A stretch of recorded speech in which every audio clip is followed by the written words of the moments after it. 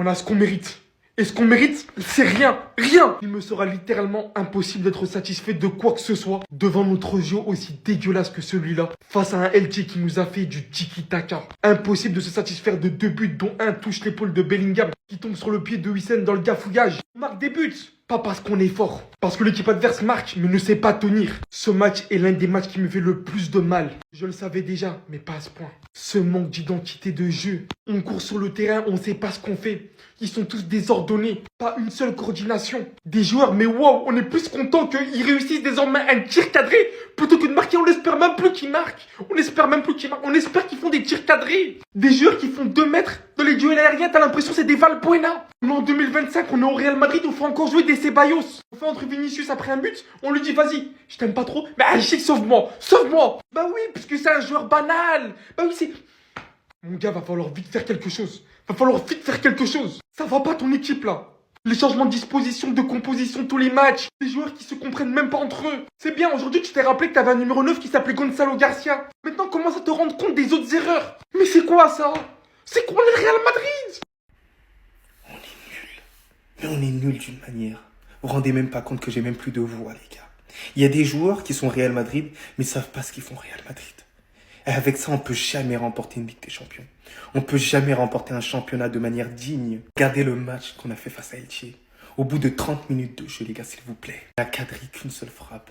Est-ce que c'est normal? Est-ce que c'est normal qu'au Real Madrid, il y a des joueurs comme ça? Au sein du Real Madrid, il y a des individus qui n'ont pas marqué depuis 8 mois. Tranquille, on doit rester calme et on doit les respecter parce qu'ils ont fait quelques bons matchs avant. Il y a des défenseurs qui font que glisser, qui n'ont pas l'âme d'un vrai défenseur agressif, dur. Il y a des latéraux. C'est des latéraux offensifs, tellement offensifs qu'ils sont plus offensifs que les ailiers. Au final, c'est le Real Madrid de Thibaut Courtois. Si Thibaut Courtois, il n'arrive pas à nous arrêter quelques arrêts, bon, on perd probablement à la mi-temps. Et au final, le match, il est foutu. Tout comme face à Liverpool. Liverpool pété, tout ça, ils ont réussi à nous battre, nous, le Real Madrid. Je vous dis, il va falloir se poser réellement les bonnes questions. Surtout que Gonzalo Garcia, il doit rentrer beaucoup plus tôt quand même dans le match. Au vu de la pauvreté quand même offensive. Je reconnais pas certains joueurs. Au milieu de terrain, il y a des individus qui ne méritent pas de jouer au Real Madrid. Ceballos, tu ne dois pas jouer au Real Madrid, je te jure. Tous ceux qui ont milité pour Ceballos, vous êtes des assassins. Vous êtes des meurtriers. Vous êtes mauvais, les gars, vous êtes mauvais. Et Fran Garcia, t'es nul. Voilà, ça c'était gratuit, t'es nul à 1 point. Et nos 2 centraux, vous avez été mauvais aujourd'hui. Pitoyable, que ce soit Asensio ou Eusen. Rodrigo, dans tous les cas, je veux parler de ton cas. Parce que c'est plus possible. Parce que c'est mauvais. Parce que c'est pathétique. Tu ne peux pas participer à un match et faire comme si tu participes seul. Et attends, je vais trouver, toi. Et en plus, tu te poses sur le banc, t'as aucun remords, t'as aucune culpabilité.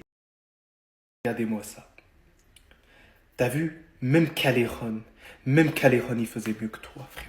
C'est une réalité que vous le vouliez ou non. 29 matchs et 0 but. En plus de ne pas marquer, des prestations mais misérables, pitoyables, timides, pauvres. On regarde les matchs, hein. En plus c'est des matchs plutôt abordables, hein. Tu te dis waouh. Elche, Rayo Vallecano, Liverpool, Valence, Barcelone, Getafe, Villarreal. Même contre le Keirat, il a pas marqué, les gars.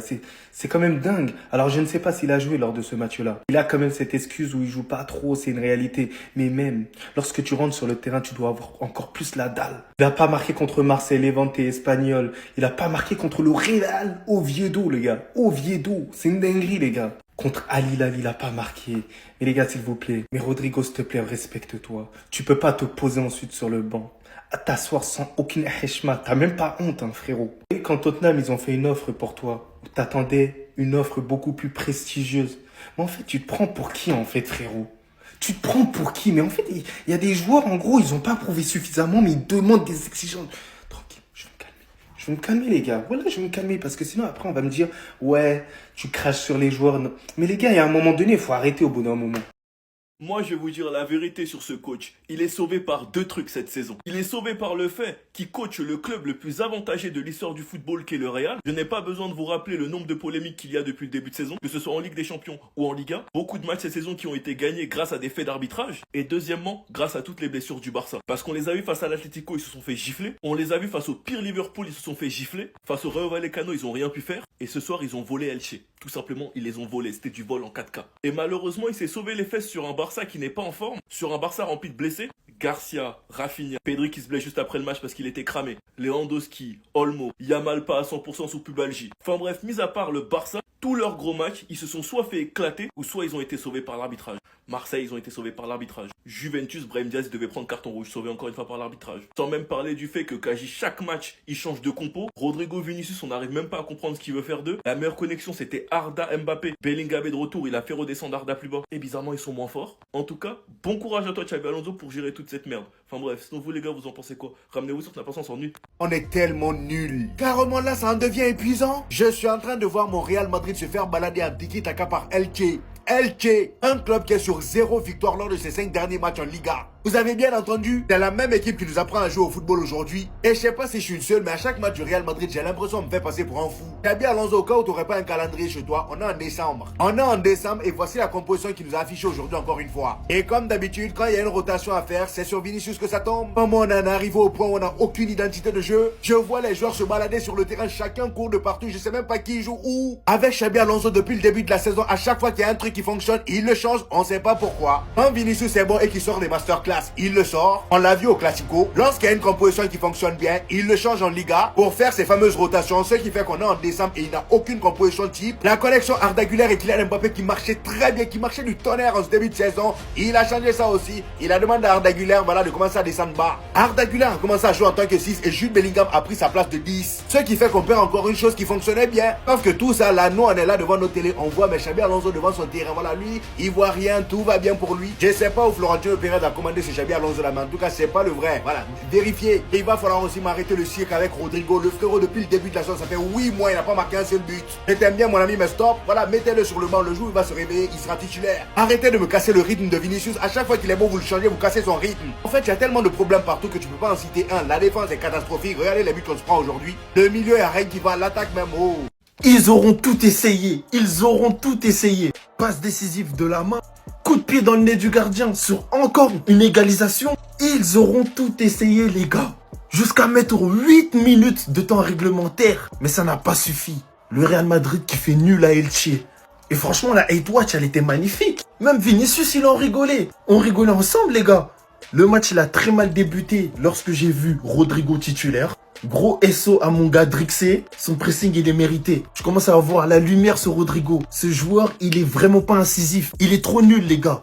Et il n'était pas le seul. Arnold, lorsque la télé, elle a allumé, c'est dingue. Il a tellement de déchets techniques. Déjà, sur le premier but de Elche, il se fait avoir. Il a agi comme s'il avait jamais vu une talonnade de sa vie. Ensuite, il a envoyé des ballons au ciel à Bamako et laissé des espaces dingues sur son côté. Je suis désolé, hein, mais si Elche, ils n'avaient pas été complexés et que l'arbitre n'avait pas joué la carte de la folie, ils auraient gagné. Première mi-temps, Elche, ils étaient trop complexés. Ils pouvaient tuer ce match. Je récapitule, ce Real Madrid n'a aucun fond de jeu. Ils ont le ballon, ils savent pas quoi en faire. Xabi Alonso, il essaie d'instaurer un fond de jeu, une tactique, de la discipline, mais c'est impossible avec ses joueurs. Et il pense être malin en mettant Vinicius sur le banc, comme si c'était vraiment un joueur ingérable et trop difficile à coacher.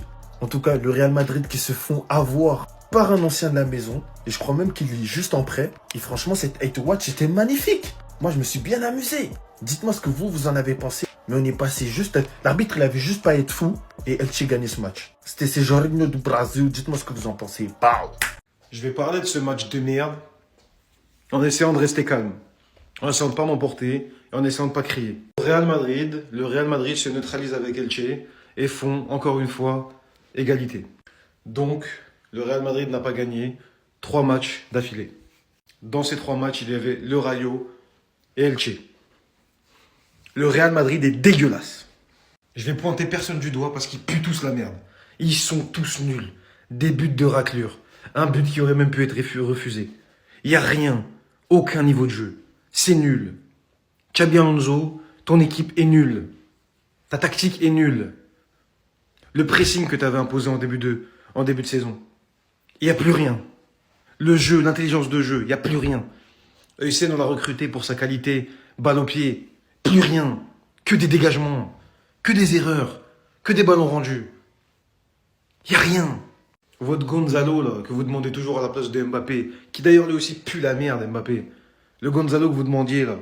Vous l'avez vu quand il est rentré, qu'est-ce qu'il a fait? Des déviations ratées, des passes ratées, des courses dans le vide. Il il avait l'envie, mais je m'en fous que t'aies envie. Encore heureux que t'as envie, t'es un joueur du Real Madrid, t'as 18 ans, encore heureux que t'aies envie, je sais même pas il a quel âge lui. Et comme d'hab en face, hein, Elche, c'est tous les réservistes du Real Madrid dont on n'a pas voulu, qui rentrent et qui vont marquer des buts et qui vont t'éteindre et qui vont essayer de t'allumer. Alors moi c'est simple, après ce match, il y a des joueurs dont je veux plus jamais entendre parler. Trent Alexander-Arnold, c'est quoi ce niveau? C'est quoi? Bellingham, tu marques un but, ok, mais frérot, t'es mauvais. Les gars, ouvrez les yeux. Faut ouvrir les yeux, faut ouvrir les yeux. Sur Real Madrid est nul. On se dit que Liverpool élève le niveau contre nous. Non, c'est nous, on est nuls. Elche pareil, tout le monde pareil. Et le Barça revient à 1 point. Les fans barcelonais, là, Hate Watch était comment? Mitigé, vous aussi. Parce que vous savez qu'Elche pouvait nous en mettre 4. Mais vous êtes quand même content parce que vous savez que maintenant c'est bon. C'est bon maintenant, vous allez repasser devant. 1 semaine, 2 semaines, vous repassez devant. Ce Real Madrid est pourri, moisi. Et c'est horrible de voir son équipe, son club, dans cet état. On se retrouve bientôt les gars, mais déçu de tout le monde. J'en sors aucun du lot. Aucun. À part Courtois.